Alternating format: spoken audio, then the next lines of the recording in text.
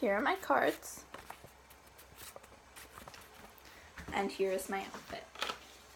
Hi, my name's Amber Barkevich, and I'd like to start by explaining to you the origin of spaghetti and how it's related to my family. Spaghetti is a very common dish in the United States, and almost anybody can tell you where it comes from. However, even though the dish is from Italy, nobody can tell you quite how it got there.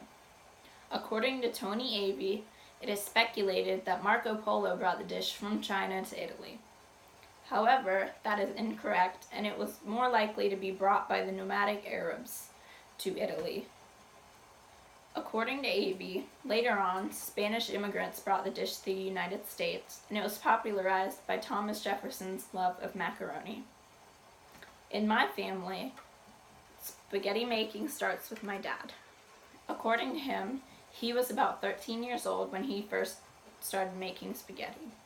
It's a dish my family loves to make together. My mom says I started helping the family make it when I was 9 years old, and I started making it on my own when I was 13. I hope that your family will enjoy this simple dish as much as mine does. To start, I want to tell you about the ingredients you will need to make this dish.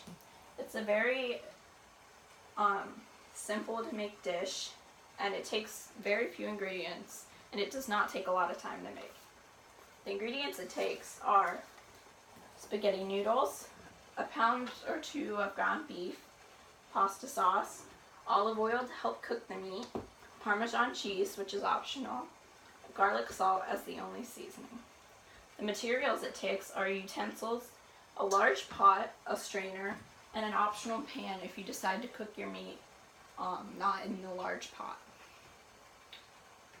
Now, this dish, I said before, is very not costly at all, and it should only take less than $15 to buy the stuff that you may not already have in your pantry.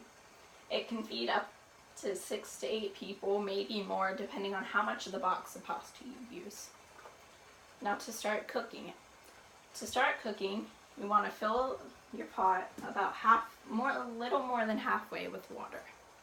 You'll turn your stove up to high, and you'll let the water boil. Now, I'm not going to use this pot yet, but that is usually what I use. To demonstrate, I'd like to use a smaller pot, just to show. Now, I already have water boiling, so I'm going to add some spaghetti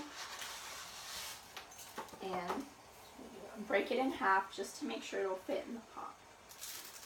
Now, this spaghetti only has to cook for about 4 minutes, which is why I already have some prepared to show you the rest with.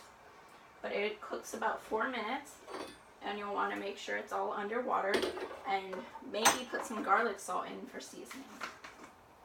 Now, during this time, you can, if you choose to make one pot spaghetti, you'll have to wait for your noodles to finish cooking, and then strain them and use the pot to cook your meat in. However, I've already prepared my meat in a separate pan, so we're going to move on to the next step, which is making the sauce.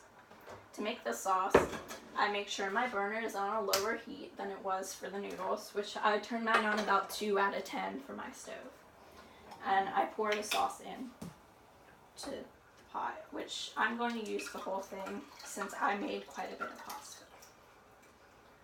Now you let this, you can turn it up if you need to. I'm turning it up just so I can make sure it's done in time.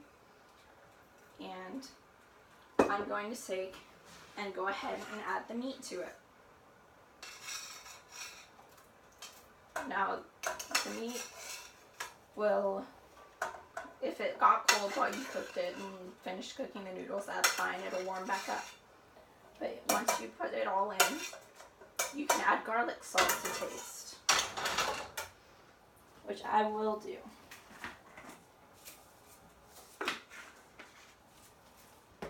Okay, and I'm going to use a different spoon in order to serve it later on.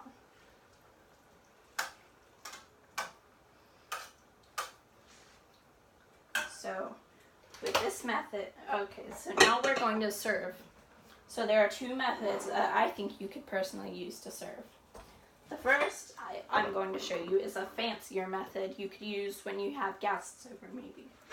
You take the pasta, usually it'd be warmer, and scoop easier. So you take pasta and then you'll just put sauce over it in order to look fancier, like so.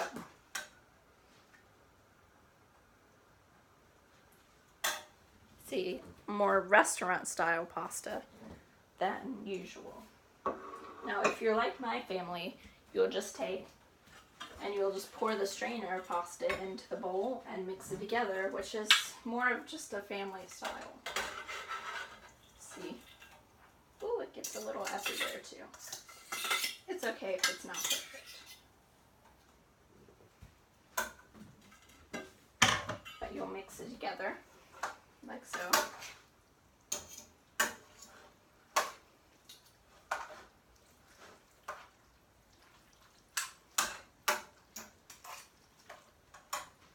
And serve it as usual. The Parmesan cheese over there is for optional use if you'd like extra flavoring or if whatever we've done isn't enough.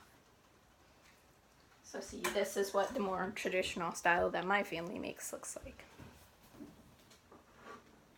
These are the two together. So it's not very hard and it's obviously not time consuming. Overall, spaghetti is a cheap dish to make, is easy and does not take much time at all, as demonstrated. It can be fancy as in some situations, and it can be just a normal meal every night. And overall, it is fun to make and enjoyed together. It can help kids learn how to cook, and it is also just a lot of family fun and offers a lot of family bonding time. Thanks for watching.